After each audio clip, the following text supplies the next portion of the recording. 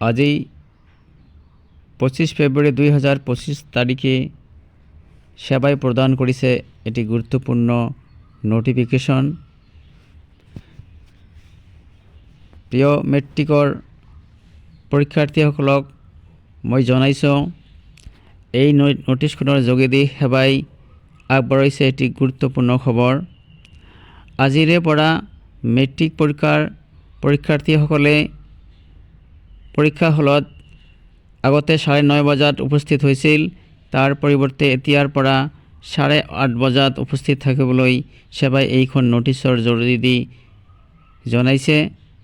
গতিকে মই মেট্ৰিক পৰীক্ষাৰ শিক্ষাৰ্থীসকলক জনাইছোঁ যাতে তোমালোকে 8:30 বজাত পৰীক্ষা হলত উপস্থিত থাকে।